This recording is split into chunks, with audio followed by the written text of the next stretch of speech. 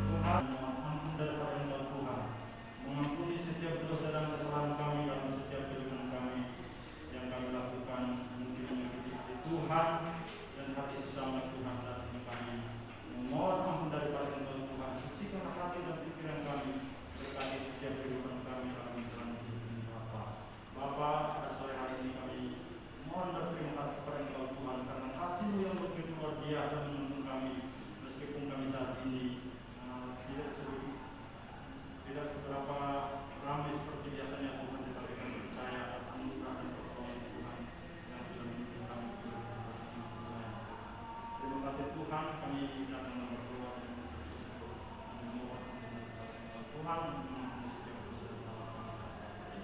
Terima kasih Tuhan, kami berdoa dengan bersyukur. Amin.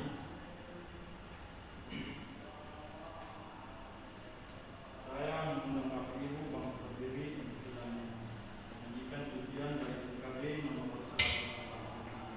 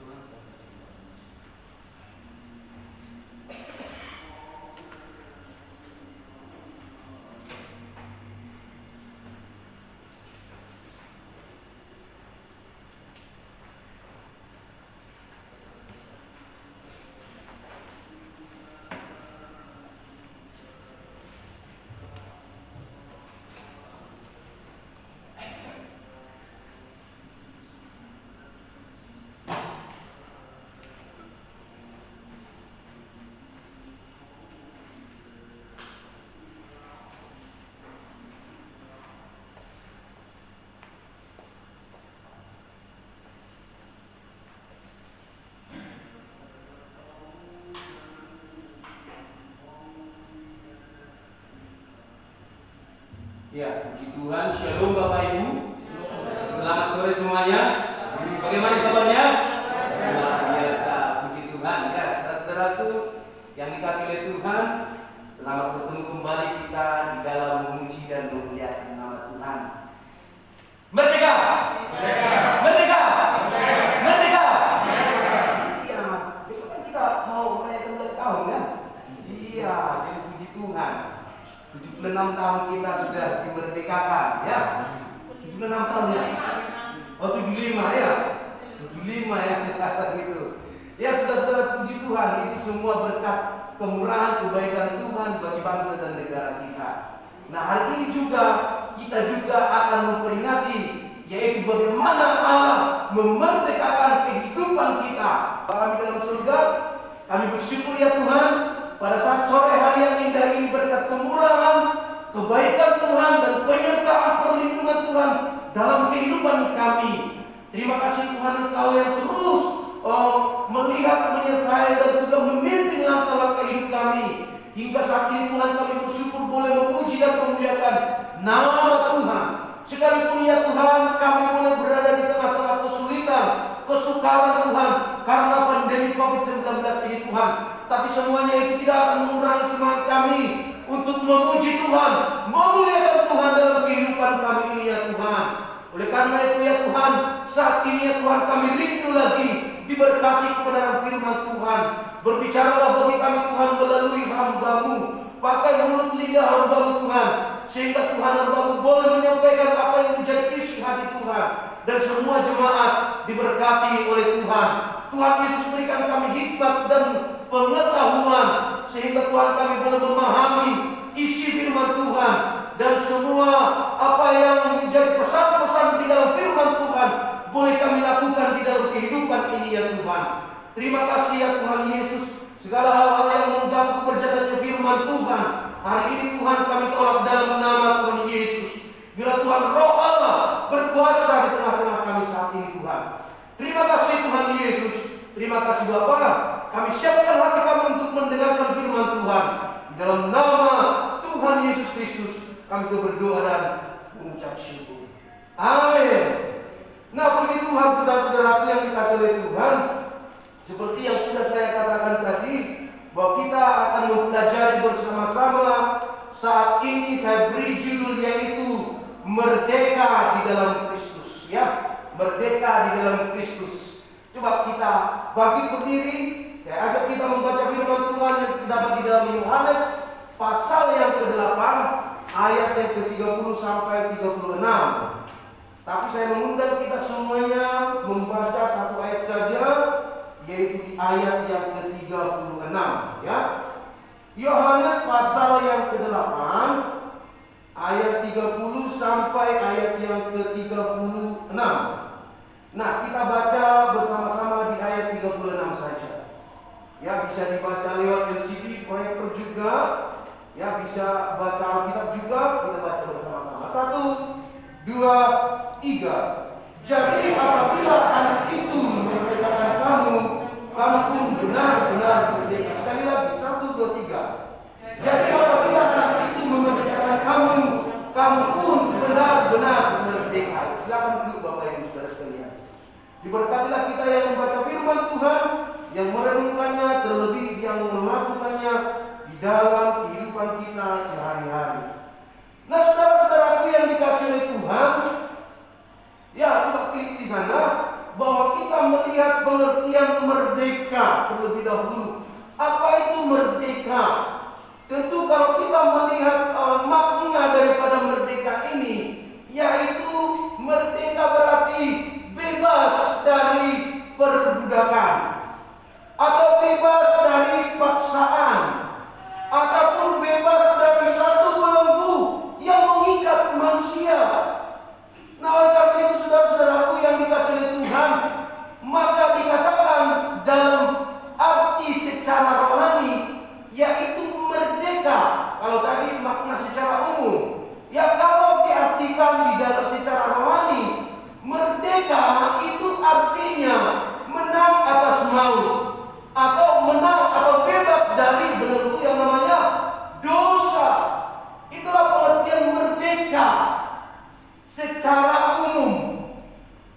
secara umum maupun secara teologis ataupun secara rohani. Tapi sekarang yang menjadi pertanyaan, ketika ada muncul ayat 36 di dalam Yohanes pasal 8 tadi, apa dikatakan di sana? Jikalau kamu dimerdekakan oleh anak, maka kamu pun benar-benar merdeka. Sekarang anak itu siapa? Yesus.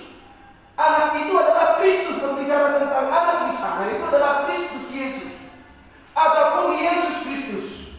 Dikatakan kalau anak itu, kalau Yesus Kristus memerdekakan kamu, kamu pun benar-benar merdeka. Sekarang menjadi pertanyaan, kalau begitu ada kemerdekaan yang tidak benar-benar merdeka. Kalau dikatakan benar-benar merdeka, berarti ada satu kondisi yang tidak benar-benar merdeka. Merdeka tapi tidak benar-benar merdeka. Contohnya, saudara, Indonesia ini dijajah oleh siapa? Belanda. Kemudian apa? Jepang. Kemudian apa? Portugis. Saudaraku, secara politik, ya, cara independen memang Indonesia sudah merdeka. Tapi apakah Indonesia sudah benar-benar merdeka seutuhnya? Tentu tidak. Mengapa saya katakan demikian? Karena Indonesia masih terjerat dengan yang namanya kemiskinan. Masih terbelenggu dengan apa? Politik-politik yang tidak benar di dalam Indonesia. Masih terjadi dengan namanya belenggu ketidakadilan dan ketidaksejahteraan. Banyak saudara-saudara. Ekonomi Indonesia masih terpuruk.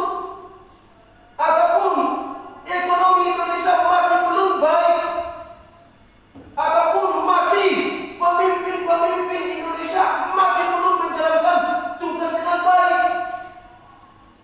Masih suka korupsi, masih suka koruptor, ya saudara-saudara. Nah itulah artinya di sana sekalipun Indonesia merdeka dari penjajahan, tapi belum seutuhnya benar-benar merdeka. Nah itu yang kita akan pelajari saudara-saudara. Ya saudaraku yang dikasih oleh Tuhan, mari kita akan melihat beberapa hal di bawah ini. Ya coba kita lihat di sana. Benar-benar merdeka. Benar-benar merdeka. Merdeka dari dosa itu bukan berarti ya merdeka untuk berbuat dosa. Nah, dikatakan dalam Roma pasal 6 ayat 1 sampai 2, jikalau demikian, apakah kami bisa hidup di dalam dosa supaya kasih karunia Allah itu bertambah banyak? Rasul Paulus mengatakan, sekali-kali tidak. Bukankah kami telah mati bagi dosa? Nah saudara, hal ini menggambarkan merdeka dari dosa itu bukan berarti kita itu bebas untuk melakukan dosa. Justru itu, kalau kita merdeka dari dosa, kita harus sanggup mengalahkan dosa. Tapi kenyataannya bagaimana Bapak Ibu? Orang yang suka marah masih marah. Orang yang suka nipu-nipu masih suka menipu. Orang yang suka korupsi masih senang korupsi. Saudara-saudaraku yang dikasihi oleh Tuhan, hal ini menggambarkan kita itu masih terus dibelenggu dosa. Kita masih terus dijerat dosa. Saudaraku, ini ya hal yang harus kita pahami bersama-sama. Kita harus melihat bahwa Allah itu benar-benar memerdekakan kita. Ada 3 hal yang akan kita pelajari bersama di dalam sore hari ini. Kita pelajari 3 hal, yaitu Kristus memerdekakan kita. Dari apa? Yang pertama, Kristus memerdekakan kita dari dosa. Kristus memerdekakan kita dari dosa. Nah saudaraku, banyak ayat-ayat yang memang menggambarkan dan juga menunjukkan secara nyata secara eksplisit nyata, ya istilahnya langsung tertuju ke situ, yaitu bahwa kita benar-benar dimerdekakan dari dosa. Klik sana ya, Roma 6 ayat 18. Coba kita baca bersama-sama, 1, 2, 3. Kamu telah dimerdekakan dari dosa dan menjadi hamba. Apa dikatakan? Kamu telah dimerdekakan dari dosa. Klik lagi di sana. Itu Roma 6 ayat 22. Kita baca bersama-sama, 1, 2, 3. Tetapi sekarang setelah kamu dimerdekakan dari dosa dan setelah kamu menjadi hamba Allah, kamu beroleh buah yang membawa kamu kepada pengudusan dan sebagai kesudahannya ialah hidup yang kekal. Jadi kita dimerdekakan dari dosa secara nyata. Ditunjukkan bahwa orang yang hidup di dalam Kristus adalah orang yang sudah dimerdekakan dari namanya dosa. Nah, saudaraku yang dikasihi oleh Tuhan, coba kita kalau lihat itu dari pembacaan kita di sana di dalam ayat 32 dan sampai ayat yang ke-34, demikian firman Tuhan dikatakan, dan kamu akan mengetahui kebenaran dan kebenaran itu akan memerdekakan kamu. Yesus berbicara di sini yaitu kebenaran yang akan memerdekakan kita dari yang namanya dosa. Ya, kita dimerdekakan dari dosa. Nah, tetapi saat itu kebetulan memang ada orang-orang Yahudi di sana. Ada orang-orang Yahudi yang apa? Membantah pernyataan Yesus. Ya, kebenaran itu akan memerdekakan kamu. Datang orang-orang Yahudi. Ya, orang-orang Yahudi ini adalah orang-orang yang memang sentimen kepada Yesus saat itu. Mereka berkata, jawab mereka, siapa mereka itu? Orang-orang Yahudi. Kami adalah keturunan Abraham dan tidak pernah menjadi hamba siapapun. Bagaimana engkau dapat berkata kamu akan merdeka? Perkataan orang-orang Yahudi ini aneh. Mereka berkata, siapa yang memperhamba kami? Kami adalah keturunan Abraham. Apa keturunan Abraham?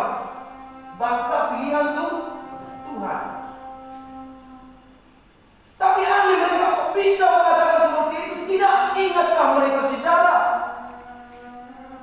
Kalau melihat dari sejarah histori daripada bangsa Israel ataupun orang Yahudi, sebenarnya mereka bangsa yang terjajah enggak? Atau bangsa yang diperhamba enggak?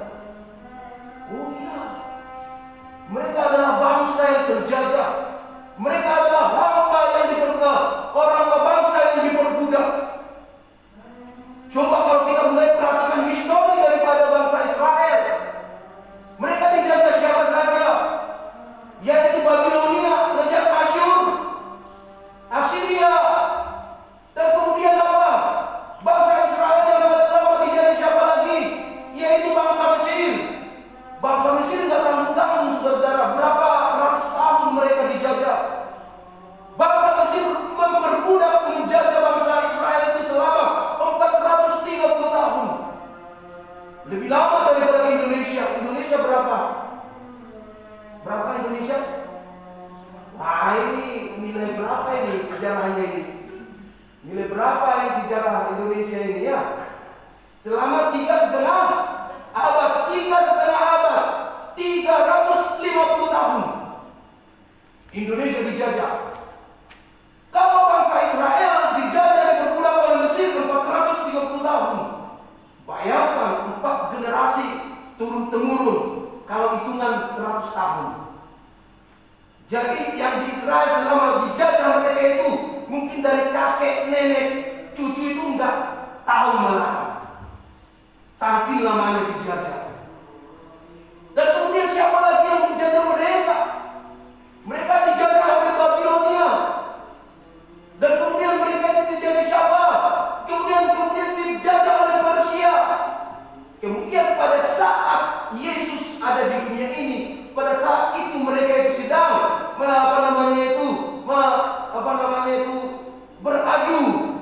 beradu mulut dengan Yesus di sana. Saat itu juga mereka sedang diperbudak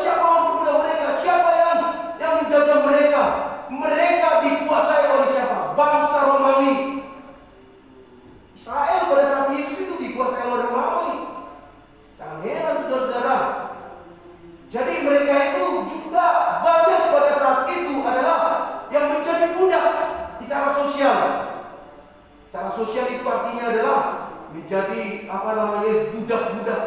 Ya, saya sudah pernah bercerita tentang budak, yaitu tentang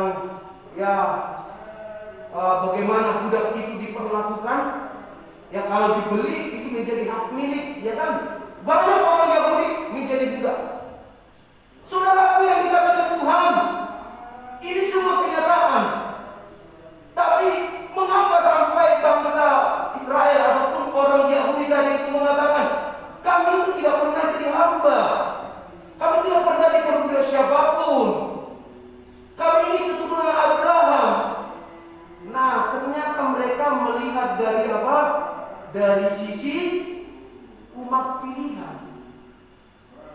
Memang secara mutlak, secara rohani memang kelihatannya memang tidak ada yang bisa memperbudak umat pilihan. Tidak ada yang bisa memperhamba umat pilihan Tuhan. Itulah maksud mereka, kepercayaan diri mereka. Tetapi Yesus membantah kepercayaan diri mereka dengan mengatakan di sana ayat 34. Yesus berkata apa? Ayat 34 ya. Ya, yang Yohanes kita Roma itu. Yohanes 8 ayat 34. Coba kita baca sama-sama. 1, 2, 3. Kata Yesus kepada mereka, Aku berkata kepadamu, sesungguhnya setiap orang yang berbuat dosa adalah hamba dosa. Ketika orang Yahudi mengatakan demikian, maka Yesus juga menjawab mereka, Hai kamu, Aku berkata kepadamu, sesungguhnya setiap orang yang berbuat dosa adalah hamba dosa. Setiap orang yang berbuat dosa, setiap orang yang berbuat dosa adalah hamba dosa. Berarti orang yang tipu-tipu adalah hamba dosa. Orang yang suka mabuk-mabukan adalah hamba dosa. Orang yang suka selingkuh adalah hamba dosa. Orang yang suka perzinahan adalah hamba dosa. Orang yang suka melindungi adalah hamba dosa. Orang yang diperbudak seks adalah hamba. Semua adalah hamba dosa yang melakukan yang namanya kejahatan ataupun dosa. Itu artinya Yesus mengatakan bahwa mereka juga adalah hamba dosa. Tidak ada yang terlepas, saudara-saudara, dari dosa. Kita semua adalah hamba dosa.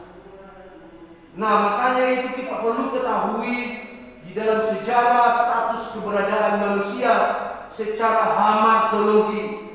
Hamartologi itu adalah ilmu teologi tentang dosa. Klik di sana. Yang pertama kita bisa melihat yaitu pra-kejatuhan manusia dalam dosa. Ingat, pra-kejatuhan manusia dalam dosa itu mungkin bisa berdosa dan juga mungkin tidak berdosa. Ya, mungkin bisa berdosa dan mungkin tidak berdosa. Itulah pada masa-masa Adam sebelum jatuh dalam dosa. Mereka mungkin bisa tidak berdosa karena mereka masih ada dalam kemuliaan Tuhan. Ya, dan kemudian mereka bisa berdosa karena mereka itu ada kehendak bebas untuk melakukan suatu keinginan, niat di dalam diri mereka. Nah, makanya yang kedua, status manusia ada dikatakan di sana pasca kejatuhan ataupun setelah kejatuhan manusia dalam dosa. Artinya di sana bahwa keberadaan manusia, status manusia itu tidak mungkin tidak berdosa. Pasti berdosa. Itulah yang dimaksudkan oleh Tuhan Yesus tadi kepada orang-orang Yahudi. Setiap orang yang melakukan dosa adalah hamba dosa. Tidak terkecuali siapapun. Entah itu anak pilihan, umat pilihan, anak konglomerat, anak orang kaya, anak orang miskin. Semua orang yang jatuh dalam dosa adalah hamba dosa. Orang yang jatuh dalam lumpur kubangan ataupun lumpur, itu pasti yang namanya jatuh. Keberadaannya masih bersih gak? Bersih apa kotor? Pasti kok kotor. Tidak ada yang bisa terlepas dari lumpur itu kalau dia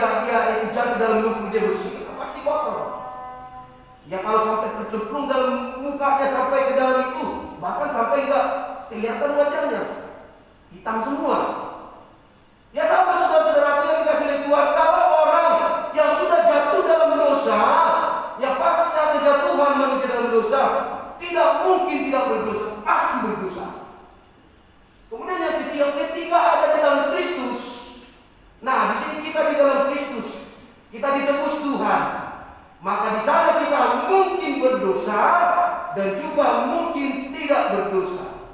Mungkin berdosa karena apa? Keinginan daging yang masih ada dalam diri kita. Sekalipun kita sudah ditebus Tuhan, Roh Kudus berdiam di dalam diri kita, tapi itulah tadi saya katakan, ketika ada keinginan daging lebih kuat, nah di sana kita akan mengalami jatuh dalam dosa.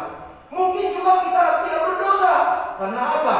Ada Roh Kudus yang mengingatkan kita, jangan lakukan itu dosa. Jangan mabuk-mabuk loh, itu dosa. Ya, kasihan daripada kau awal bulan kamu itu beli bir bintang, mending itu kau masukkan ke dalam kotak persembahan, perpuluhanmu, persembahan syukurmu, itu jadi berkat buat pelayanan. Amin.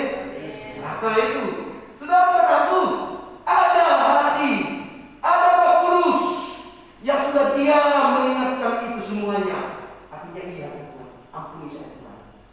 Saya tidak berdosa, saya tidak akan melakukan itu lagi. Kita tidak berdosa. Kemudian dimuliakan. Status manusia dimuliakan ini adalah tidak mungkin berdosa. Karena apa? Kita sudah berada di surga. Di surga itu tidak ada tangis dan ratap. Di sana tidak ada tipu-tipu. Di sana tidak ada bintang. Jangan cari bintang di sana ya. Nanti nggak ada di sana. Cari-cari pun di sana di surga itu nggak ada di sana ya. Mungkin juga mau cari-cari untuk mau selingkuh juga nggak ada di sana. Nggak ada yang namanya dosa sudah. Yang fitnah-fitnah kita itu sudah nggak ada ya. Yang bikin kita sedih, nangis itu nggak ada lagi di sana. Nah saudara-saudara, itulah keberadaan kita. Jadi makanya Yesus berkata kepada orang Yahudi, setiap orang yang melakukan dosa itu adalah hamba dosa. Saudaraku yang dikasihi oleh Tuhan, sekalipun kita masih sudah di dalam Kristus, ya terkadang kita masih diperbudak oleh dosa di sana. Sokrates berkata demikian, mencintai sekaligus membenci dosa. Artinya adalah yaitu bahwa dia ataupun manusia sedang membiarkan kebiasaan dosa dan menguasai dia sepenuhnya, sehingga dia tidak bisa hidup tanpa itu. Saudara-saudara, ada berapa banyak di antara kita itu masih hidup dalam habitat dosa?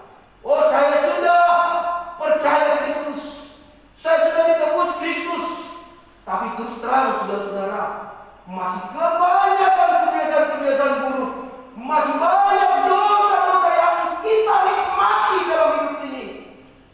Kenapa? Keinginan itu begitu dalam, begitu kuat, sehingga kita melakukannya. Orang-orang yang terlibat ataupun yang terpuruk dalam kuasa dosa sangat sulit untuk menghindarinya. Kebiasaan yang sudah suka menipu, berbohong, suka untuk melakukan kejahatan, sulit untuk menghilangkan itu. Bahkan kebiasaan-kebiasaan buruk yang menimpa dia menjadi gaya hidupnya yang dia hidupi. Bahkan itu kalau dia melakukan, dia tidak bisa tenang.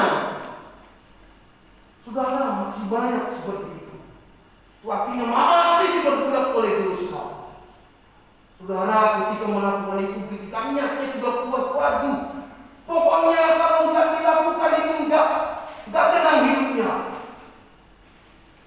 Tapi ketika dia melakukan itu, sesudah diselesaikan, aduh kok bisa saya lakukan itu.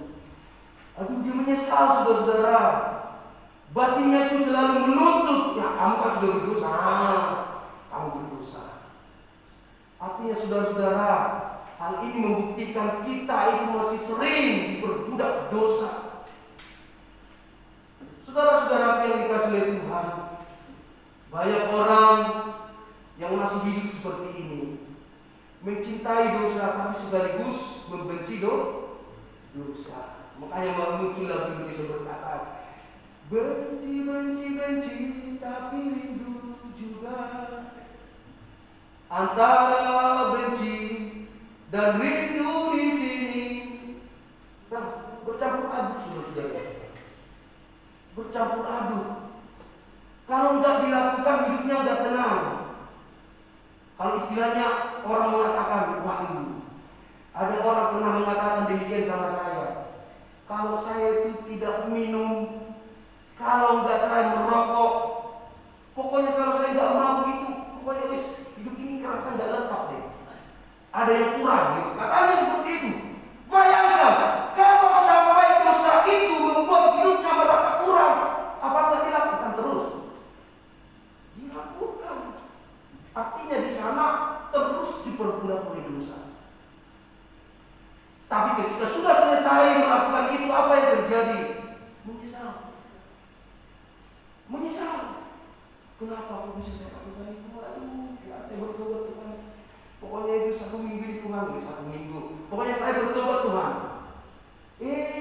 Selang 1 minggu, 2 minggu, oke kuat. Balik meneh dilakukan minggu ketiga. Saudara-saudara yang dikasihi oleh Tuhan, hal inilah membuktikan bahwa manusia itu terus diperbudak oleh dosa. Ya, oleh karena itu apa yang menjadi jalan keluarnya? Jalan keluarnya adalah yaitu bahwa anak itulah yang harus benar-benar memerdekakan saya dan saudara. Amin. Artinya di sana hidup kita itu harus sungguh-sungguh di dalam Kristus. Saya percaya kalau kita hidup sungguh-sungguh dalam Kristus, kita pun akan menjadi orang yang benar-benar merdeka. Amin. Lalu kita baca klik di sana apa jalan keluarnya yang pertama. Dikatakan di sana, coba kita baca bersama-sama. Kamu telah 1, 2, 3. Kamu telah dimerdekakan dari dosa dan menjadi hamba kebenaran. Lanjut. Tetapi sekarang setelah kamu dimerdekakan dari dosa dan setelah kamu menjadi hamba Allah, kamu memperoleh kedua yang membawa kamu kepada pengudusan dan sebagai kesudahnya dia hidup yang kekal. Klik satu lagi. Yohanes 8 ayat 39, kita baca sama-sama. 1, 2, 3. Jadi apabila anak itu memerdekakan kamu, kamu pun benar-benar merdeka. Puji Tuhan, saudara-saudara. Ingat, saudara-saudara, anak Allah, Yesus Kristus yang benar-benar memerdekakan kita dari dosa yang memperbudak kita. Bagaimana caranya kita harus benar-benar hidup, benar-benar bertobat di dalam Kristus. Kita benar-benar harus hidup dalam Tuhan.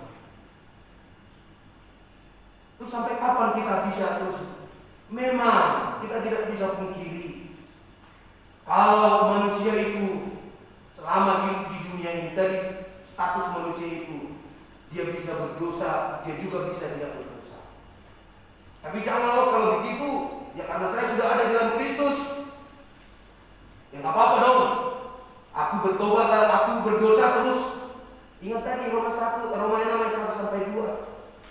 Tadi saya sudah ingatkan.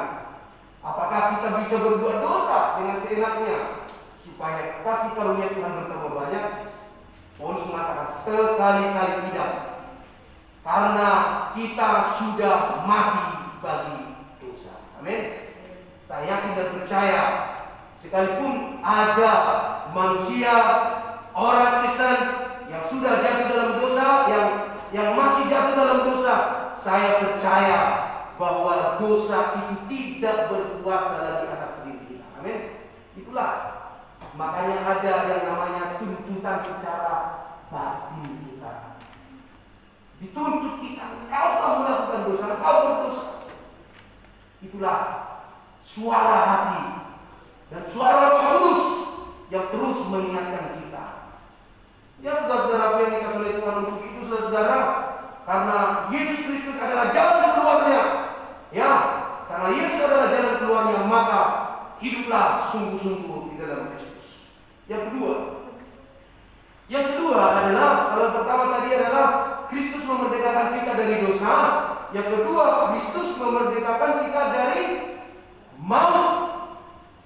Dari maut, saudara-saudara. Maut di sana bukan nasi goreng maut, saudara-saudara ya. Nasi goreng maut ada di Surabaya. Di Kota Damai tidak ada nasi goreng maut. Tapi kalau mau bikin nasi goreng maut bisa juga, saudara-saudara. Kita bikin sama-sama di pastori nanti ya. Tinggal bikin lomboknya banyak. Itu nasi goreng maut. Ya. Berbicara tentang maut di sini adalah yaitu kematian. Kristus memerdekakan kita bukan hanya dari dosa, tetapi memerdekakan kita dari maut. Roma 6 ayat 23. Kita baca sama-sama. 1, 2, 3. Ialah maut, tetapi kasih karunia Allah hidup yang kekal dalam Kristus Yesus Tuhan kita. Sebab upah dosa ialah maut. Upah dosa. Apa yang harus ditanggung oleh manusia? Yaitu adalah maut. Maut itu adalah kematian. Oleh karena itu, saudara-saudaraku yang dikasihi oleh Tuhan, dalam kejatuhan manusia ke dalam dosa, itu tidak lepas dari yang namanya kematian. Tidak lepas dari yang namanya maut. Makanya ketika manusia mengalami kejatuhan dalam dosa, manusia itu mengalami yang namanya 3 bentuk kematian. Ya, 3 bentuk kematian. Coba klik di sana. Kematian seperti apa, saudara-saudara? Yang pertama, mati secara fisik. Kemudian yang kedua, mati secara rohani. Kemudian mati secara kekal. Mati secara kekal itu adalah mati selama-lamanya. Ya, saudara-saudaraku yang dikasihi oleh Tuhan, untuk itulah bahwa setiap orang yang sudah mengalami yang namanya dosa, jatuh dalam dosa, pasti akan mengalami 3 hal ini. Mati secara fisik, mati secara roh, mati secara kekal, mudah-mudahan. Dan kita harus percaya kepada Kristus supaya kita tidak mengalami yang namanya kematian kekal. Bagaimana caranya kita untuk menghindari kematian kekal ini? Kita harus percaya kepada Tuhan. Kita harus percaya kepada Yesus Kristus. Kematian. Tuhan berkata kepada Adam dan Hawa, ya. Tuhan berkata kepada Adam dan Hawa, jangan sekali-sekali kamu memakan buah yang ada di tengah-tengah pohon ini. Kalau kamu memakannya, pastilah engkau mati. Nah, saya bertanya, ketika Adam dan Hawa pada saat itu memakan buah itu, apakah mereka langsung mati? Tidak. Mereka masih punya umur sampai ratusan tahun. Nah, tapi pasti akan mengalami kematian fisik. Nah, kalau kita melihat dari keberadaan manusia tadi itu, coba bayangkan, kalau seandainya Adam dan Hawa tidak jatuh dalam dosa, berarti tidak ada kematian secara fisik. Adam dan Hawa bisa kita temui sampai sekarang. Ya kan? Siapa lagi Abraham, Lut kita bisa temukan sampai sekarang, kita bisa lihat sampai sekarang. Kalau tidak ada kejatuhan dalam dosa tersebut, karena kematian secara fisik ini adalah akibat dari dosa, kejatuhan manusia dalam dosa. Tapi karena sudah manusia jatuh dalam dosa, kematian fisik harus dialami oleh semua orang, tidak terkecuali. Ya, sekalipun dikatakan itu, Tuhan mengatakan kamu akan mati, tapi pada saat itu tidak mati secara fisik. Ya, tapi masih ada umurnya. Jadi istilahnya, ketika mereka mati itu, mereka itu seperti kalau diilustrasikan itu bagaikan seperti kipas angin yang dicopot dari dari listriknya. Dia mati pelan-pelan, akhirnya sampai berhenti. Apa yang mati secara langsung saat itu? Yaitu kematian secara roh. Apa itu? Terputus langsung hubungan mereka dengan Tuhan. Terputus langsung hubungan mereka dengan Tuhan. Nah, inilah yang dikerjakan oleh Tuhan. Dan juga kematian kekal. Inilah yang dikerjakan oleh Yesus Kristus. Buat kita supaya apa? Kita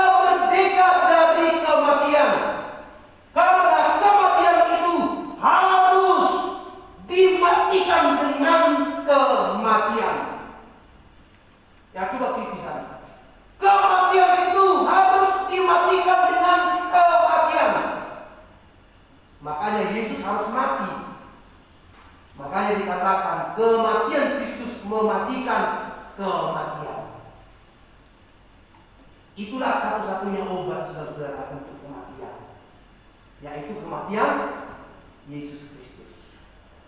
Saudara-saudara, lalu saya mau bertanya, apakah ada obat di dunia ini, obat kematian? Apakah ada obat kematian, saudara-saudara? Gak ada. Orang itu berhasil menemukan yang namanya apa? Obat malaria. Orang itu berhasil menemukan obat diabetes. Orang berhasil menemukan obat darah tinggi.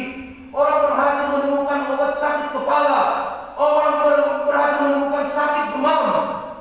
Tapi yang satu ini, orang tidak bisa menemukan yang namanya obat kematian. Tidak bisa. Gak ada yang bisa. Aduh, besok udah mau mati. Ya, kasih dulu obat kematian supaya hidupnya panjang. Gak ada. Saudara-saudara, sekarang ada ilmu teknologi yang canggih sekarang yang sudah mulai dimunculkan oleh para peneliti-peneliti, yaitu sistem hibernasi. Kalau Bapak Ibu pernah mendengarkan hibernasi? Pernah mendengar? Jadi hibernasi ini adalah menghilangkan kesadaran seseorang dan kemudian dibekukan. Dan pada saat yang ditentukan nanti akan dihidupkan kembali. Enak ya? Enak, saudara-saudara. Saudara besok divonis dokter ya harus mati karena suatu penyakit yang mematikan dan tidak ada obatnya, saudara. Maka orang ini akan melaksanakan namanya hibernasi sebelum mati. Dihilangkan kesadarannya, kemudian dibekukan. Nanti 30 tahun ke depan ditemukan obat yang bisa menyembuhkan penyakit ini. Dihidupkan kembali. Dikasih obat sembuh, hidup kembali. Kemudian lagi setelah itu 30 tahun ke depan lagi itu buat dia memaki lagi karena ada satu penyakit lagi. Kemudian dibekukan, dihilangkan kesadarannya karena tidak ada obat untuk menangani ini, menyembuhkan ini. Dan kemudian itu dihibernasi lagi. Setelah 30 tahun lagi ditemukan obat itu, dihidupkan kembali dia. Dikasih obat sembuh lagi.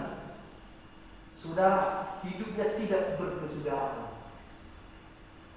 Hebat ya, luar biasa ya. Sistem hibernasi, teknologi yang canggih yang sudah mulai dimunculkan oleh manusia. Saudara-saudara, Bapak Ibu mau begitu? Mau? Tiba-tiba hidup lagi ya kan? Hidupkan kembali. Waduh, dicari istrinya. Aduh, istrinya udah pergi ke laki-laki lain. Sudah menikah lagi. Dicari anak-anaknya. Mana anak-anakmu? Sudah pada mati semua. Waduh, besok gak usah ikut lagi, guys. Mati aja sekalian sudah ya itu. Saudara-saudara mau hidup berkepanjangan? Hidup terus-menerus? Gak berkesudahan hidupnya? Wah, tapi ada satu yang hebat. Kalau sampai ini bisa terjadi, saudara-saudara, berarti teknologi yang canggih yang dibuat oleh manusia lebih hebat dari firman Tuhan. Firman Tuhan berarti tidak ada apa-apa. Tapi apakah demikian? Saudara-saudara, memang sampai saat ini belum terrealisasi. Ya, lihat aja apakah ilmu teknologi tersebut bisa tercapai. Yang jelasnya bahwa firman Allah lebih berkuasa dari apapun. Kalau firman Allah berkata bahwa hidup manusia itu ada di tangan Tuhan, tidak ada satupun tangan manusia yang bisa menyetop pekerjaan dan rencana. Amin. Ya. Ilmu teknologi boleh berkembang, tapi firman Allah senantiasa berkuasa bagi hidup saya dan saudara, bagi semua umat manusia, termasuk kematian. Nah, oleh karena itu saudara-saudaraku yang dikasihi oleh Tuhan, obat satu-satunya yang menghidupkan kita dari kematian adalah Kristus. Ya, Roma 8 ayat 1 coba kita baca sama-sama. 1, 2, 3. Tidak ada lagi penghukuman bagi mereka yang ada di dalam Kristus. Tidak ada lagi penghukuman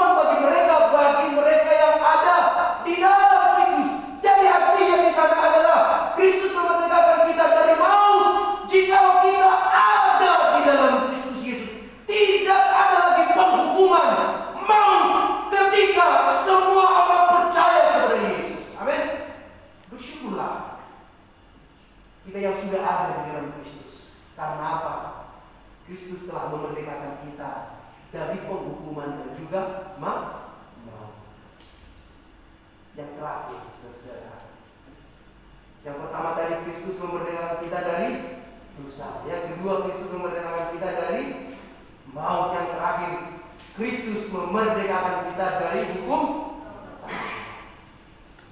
Nah, saudara-saudaraku yang dikasihi oleh Tuhan, Kristus memerdekakan kita dari hukum Taurat. Ya, kalau berbicara tentang hukum Taurat, saudara-saudara, hukum Taurat ini coba kita baca di dalam Roma 3, Roma pasal 3,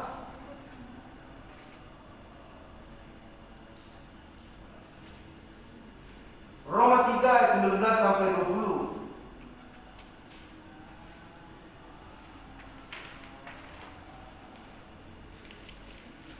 Roma 3 ayat 19 sampai 20, demikian firman Tuhan. Tetapi kita tahu bahwa segala sesuatu yang tercantum dalam kitab Taurat ditujukan kepada mereka yang hidup di bawah hukum Taurat, supaya tersumbat setiap mulut dan seluruh dunia jatuh kepada hukuman Allah. Ayat 20, sebab tidak ada seorang pun yang dapat dibenarkan di hadapan Allah oleh karena melakukan hukum Taurat, karena justru oleh hukum Taurat orang mengenal dosa. Roma 5 ayat 13 dan 20. Saya bacakan untuk kita. Ayat 13 berkata demikian, sebab sebelum hukum Taurat telah ada dosa di dunia, tetapi dosa tidak diperhitungkan kalau tidak ada hukum Taurat.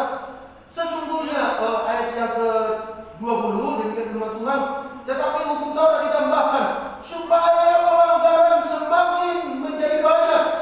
Di mana dosa bertambah banyak, di sana kasih karunia menjadi berlimpah-limpah.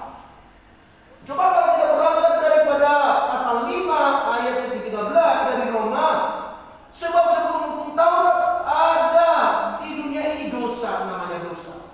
Tetapi dosa itu tidak diperhitungkan kalau tidak ada hukum Taurat.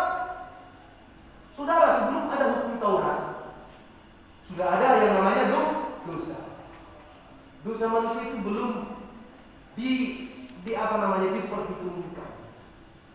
Tapi setelah muncul hukum Taurat, muncullah yang namanya dosa itu banyak ternyata.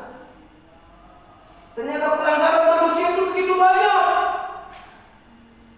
Nah, saudara-saudara yang dikasihi oleh Tuhan, kita berbicara tentang contoh. Traffic light itu ada lampu merah, lampu hijau, dan juga lampu kuning. Lampu merah adalah menandakan bahwa setiap orang harus berhenti. Lampu hijau dikatakan setiap orang bisa jalan. Lampu kuning dikatakan bahwa itu setiap orang harus hati-hati, ya kan? Itulah lampu-lampu lalu lintas. Kalau orang selagi traffic light sedang dalam lampu merah, tapi orang jalan, berarti orang ini melakukan pelanggaran. Ya.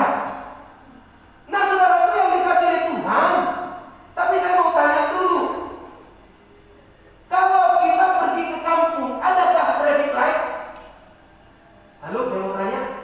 Ada traffic light nggak di kampung? Ada, saudara-saudara. Lampu hijau jalan, lampu merah itu stop. Gak ada gitu, saudara-saudara. Jalan aja terus. Jalan aja terus, saudara-saudara. Gak ada masalah, gak ada pelanggaran di sana. Karena gak ada yang namanya ketentuan dan peraturan. Tapi ketika kita sampai ke kota, orang harusnya berhenti karena lampu merah, tapi dilanggar. Kita pelanggaran. Nyata ada pelanggaran kita, nyata ada dosa kita, karena kita menerobos lampu merah. Siapa yang suka menerobos lampu merah? Nah, pelanggaran itu diperhitungkan, saudara. Nanti hati-hati, polisi nanti tiba-tiba datang ke rumah saudara. Anda telah melakukan pelanggaran. Nah, seperti itu, ya kan? Saudaraku yang dikasih oleh Tuhan, satu lagi contohnya, saudara-saudara. Saudaraku yang dikasih oleh Tuhan, kalau saudara nanti pergi kemana-mana dan ada polisi razia, Anda tidak pakai masker, Anda akan ditilang dan dikenai denda dan hukuman. Itu saudara-saudara, itu peraturan berlaku sekarang. Halo, benar tak yang saya bilang? Artinya di sana ada hukumannya kan, karena melakukan pelanggaran. Nah, di sana nanti pakai masker di sana. Masih ada masker ya, berarti kalau diberikan nanti. Saudara atau facial bisa, saudara ya, kasih nanti. Saudara itu yang dikasih oleh Tuhan. Tapi kalau sebelum ini ada nggak peraturan tentang masker? Nggak ada kan? Mau kemana-mana ke mall, mau jalan kemana itu bebas saja itu, buka mulut dan nggak pakai masker itu saudara-saudara, tidak masalah. Karena memang tidak ada peraturan. Tapi ketika saat ini sudah ada peraturan itu, orang yang tidak pakai masker pun akan mendapati konsekuensi hukuman kalau melanggar. Nah, oleh karena itu saudara-saudara yang dikasih oleh Tuhan, disinilah muncullah namanya hukum Taurat. Ternyata setelah muncul hukum Taurat, ternyata begitu banyak dosa yang sudah masuk di dalam kehidupan manusia. Saudara-saudara, berarti sebelum ada hukum Taurat, ya terjadi bunuh-membunuh, itu tidak diperhitungkan. Apa namanya itu, selingkuh tidak diperhitungkan. Menipu sama menipu nggak diperhitungkan. Nah, segala macam dosa-dosa yang lain tidak diperhitungkan. Tetapi ketika hukum Taurat itu sudah muncul, maka begitu banyak dosa yang sudah dilakukan oleh manusia. Begitu banyak. Makanya ketika muncul hukum Taurat itu membuktikan begitu banyak itu dosa manusia. Berapa hukum Taurat? Berapa hukum Taurat Bapak Ibu? 10. Itu 10 perintah Tuhan, termasuk memang hukum Taurat. Tapi begitu banyak hukum Taurat yang tercantum di dalam Alkitab. Ya, termasuk dari 10 hukum Taurat, dan kemudian peraturan-peraturan yang ada di dalam imamat. Kita baca dalam imamat itu begitu banyak hukum Taurat di sana. 100 lebih, 200 lebih, sampai 1000. Saudara, kalau hukum Taurat sampai 1000, apakah kita bisa melakukan hukum Taurat? Gak ada manusia yang sanggup melakukan hukum Taurat. Artinya di sana, ketika hukum Taurat itu diberlakukan, bukan supaya manusia itu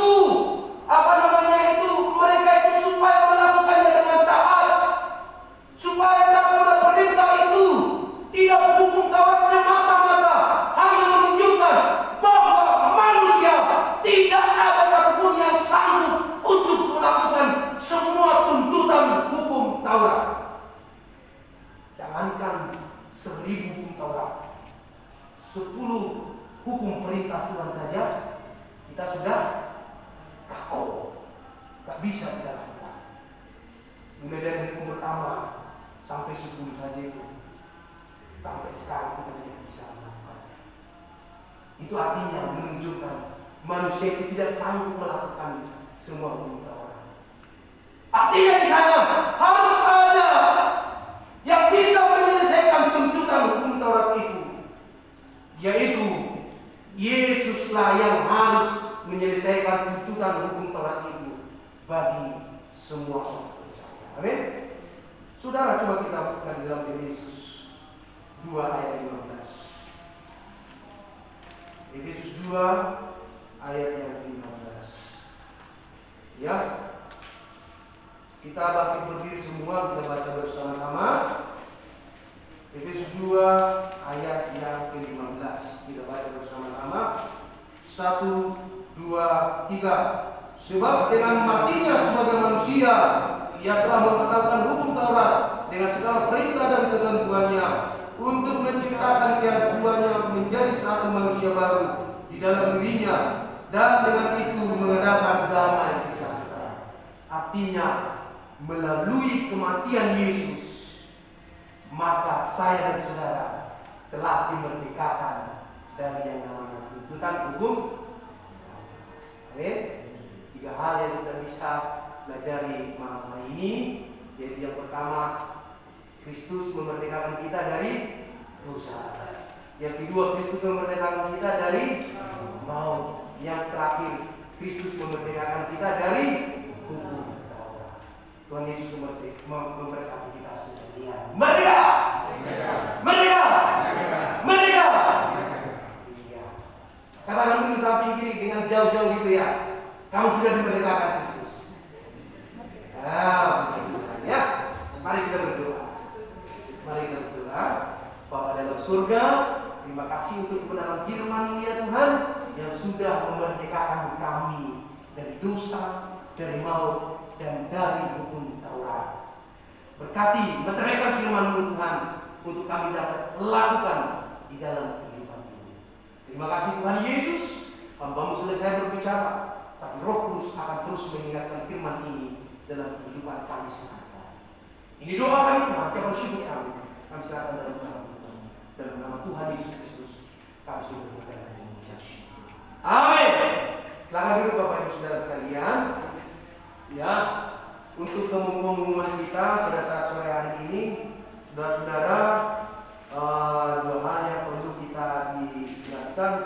Yang pertama, bahwa Bapak Ibu mungkin yang mau membawa anak, boleh saudara-saudara ya, asalkan anak bisa dijaga dan juga tidak sampai disentuh oleh orang lain. Ya, kita harus menjaga social distancing dengan ketat selama pandemi COVID-19 ini. Jadi boleh dibawa anak-anaknya, tapi harus dijaga dengan baik karena belum ada sekolah minggu ya. Dan kemudian saudara-saudara, yang kedua untuk masalah jemputan tetap ada. Jadi saudara-saudara yang dikasih oleh Tuhan, mari orang-orang yang mungkin membutuhkan jemputan diberitahukan supaya diinformasikan pada hari Sabtu sebelum jam 9 malam. Ya, itu saja yang perlu kita ingatkan. Dan kemudian saudara-saudara nanti kalau memberikan persembahan, saudara-saudara bisa mulai dari baris pertama, baris kedua, baris ketiga. Nanti boleh tidak usah ditunggu maju sampai duduk tidak. Tapi yang penting bisa menjaga jarak ya supaya bisa menghemat waktu. Ya, jadi demikian, tidak harus dari belakang baru menyamping dulu baru kembali lagi dulu baru jalan ya. Tapi yang penting bisa saling menjaga, jangan sampai tersentuh. Ya, baik saudara, itu saja yang menjadi pengumuman kita. Ya saudara-saudara, iya jadwal ibadah kita ini ya, sore, pagi dan sore sudah ada jam pagi jam 8.30 dan juga sore jam 17.00 ya. Baik saudara-saudara, persembahan saudara-saudara bisa kita lihat ya, ada di sana persembahan umum tanggal 9 Agustus 452.000, diakonia 226.000, remaja 49.000 dan ucapan syukur Bapak Wilson akan menanggung 100.000 rupiah. Nah, terima kasih untuk Bapak Ibu yang sudah memberikan persembahan. Tuhan Yesus senantiasa memberkati kita sekalian. Baik, kita akan menaikkan doa syafaat kita. Saya undang kita semua bagi Bapa kami dalam surga, kami mengucap syukur ya Tuhan atas berkat firman Allah yang sudah boleh kami dengar pada saat ini ya Tuhan. Bila firman Tuhan sungguh-sungguh memberkati kami dan sungguh-sungguh memerdekakan kami Bapa. Bapa kami di dalam surga, kami berdoa secara khusus Tuhan untuk seluruh sidang jemaat Tuhan. Tuhan berkati seluruh jemaat-Mu ya Tuhan. Berkati Tuhan, tolong Tuhan, lindungi, jagai kami Tuhan dari wabah COVID-19 ini Tuhan. Sehingga Tuhan kami terhindar dari wabah ini ya Tuhan. Berkati ya juga Tuhan setiap ibadah-ibadah kami yang kami lakukan, supaya semua jemaat Tuhan boleh melakukan protokol kesehatan dengan disiplin dan taat Tuhan selama kami boleh beribadah ya Tuhan. Sehingga Tuhan kami sama-sama menjaga untuk tidak menularkan dan tidak ditularkan Tuhan jikalau itu ada Tuhan. Tapi Tuhan kami mohon Tuhan jauhkan itu semua dari kehidupan kami semua jemaat Tuhan yang ada di GKI Kota Damai ini. Berkati ya Tuhan setiap pergumulan setiap jemaat ya Tuhan. Mungkin mereka sedang mengalami kesulitan di masa-masa pandemi COVID-19 ini Tuhan. Tolong Tuhan setiap apa yang menjadi pergumulan mereka, baik itu mungkin di dalam perekonomian Tuhan, kebutuhan hidup sehari-hari Tuhan. Tolong cukupkan Tuhan senantiasa, karena kami percaya Tuhan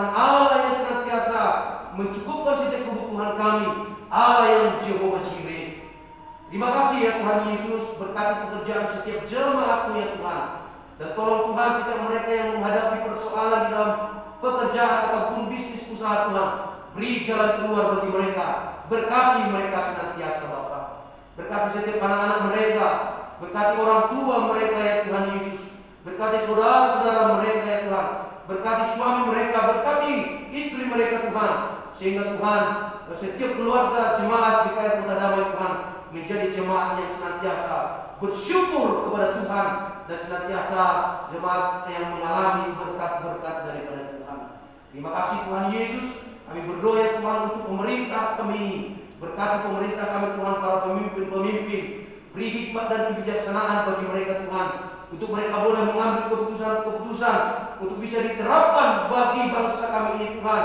Secara khusus Tuhan, di dalam melaksanakan keputusan untuk pandemi COVID-19 ini Tuhan, supaya rakyat Indonesia boleh terhindar dan boleh memutus rantai COVID-19 ini Tuhan. Berkati Tuhan mereka yang berada di garda terdepan, baik yaitu Tuhan relawan, dokter, perawat, bidan-bidan Tuhan yang menangani sakit COVID-19 ini Tuhan. Jaga dan lindungi mereka Tuhan. Berkati kesembuhan bagi mereka Tuhan yang terkena terinfeksi COVID-19 ini Tuhan, supaya mereka Tuhan boleh menikmati hidup kembali, bersyukur kembali karena pertolongan yang daripada Tuhan. Terima kasih Tuhan Yesus. Kami serahkan Tuhan lingkungan kami Kota Damai ini ke dalam tangan Tuhan. Tolong Tuhan berkati senantiasa warga-warga yang ada di dalamnya Tuhan. Beri hati yang saling mengasihi, beri hati yang saling menghargai, dan juga Tuhan meningkatkan toleransi yang tinggi di tengah-tengah Kota Damai ini ya Tuhan. Terima kasih ya Tuhan Yesus. Begitu juga Tuhan kami berdoa untuk pelayanan-pelayanan kami ke depan. Tuhan sertai dan berkati, tolong kami semua, hamba-hamba Tuhan dan juga pelayan-pelayan Tuhan yang terlibat di dalam melayani Tuhan. Terima kasih ya Tuhan Yesus. Banyak Tuhan doa syafaat kami yang belum bisa kami sebutkan satu persatu, tetapi kami percaya Tuhan Engkau senantiasa mengetahui apa yang menjadi kerinduan hati kami Bapa dan pergumulan kami. Terima kasih Tuhan Yesus. Inilah doa syafaat kami Tuhan, kami serahkan ke dalam tangan Tuhan, dan kami percaya Engkau senantiasa mendengar dan menjawab doa kami. Dalam nama Tuhan Yesus Kristus, kami sudah berdoa dan mengucap syukur sebagaimana Tuhan Yesus telah mengajarkan kami berdoa bersama-sama. Bapa kami yang di surga, dikuduskanlah nama-Mu, datanglah kerajaan-Mu, jadilah kehendak-Mu di bumi seperti di surga. Berikanlah kami pada hari makanan kami yang secukupnya, dan ampunilah kami akan kesalahan kami, seperti kami juga mengampuni orang bersalah kepada kami.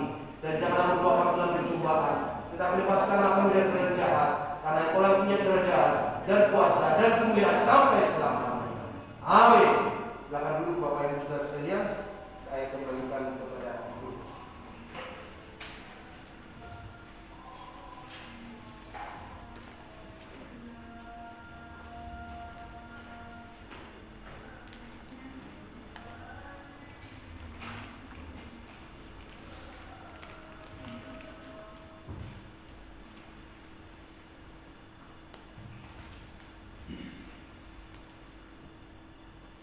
Sebelum kita masuk dalam persembahan, saya ucapkan persembahan kita di hari ini yang pertama dari 2 Korintus 9 ayat 7 hingga 8. Hendaklah masing-masing memberikan menurut kerawan hatinya, jangan dengan sedih hati atau penuh paksaan. Sebab Allah mengasihi orang yang memberi dengan sukacita. Dan Allah sanggup melimpahkan segala kasih karunia kepada kamu, supaya kamu senantiasa berkecukupan di dalam segala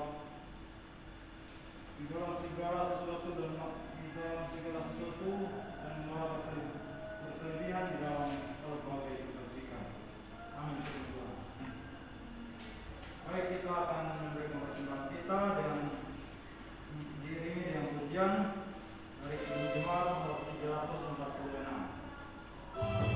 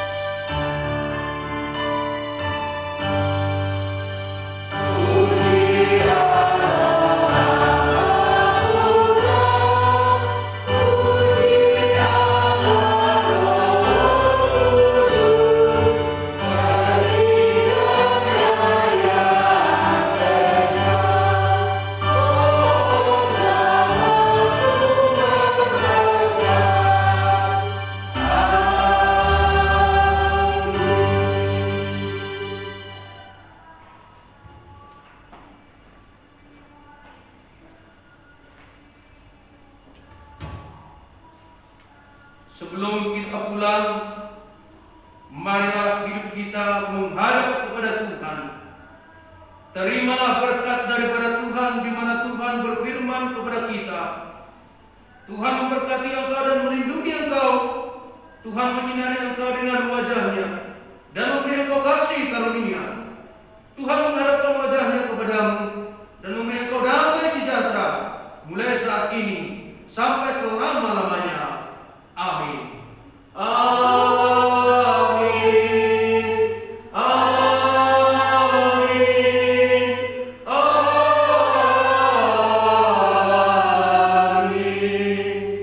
Amin.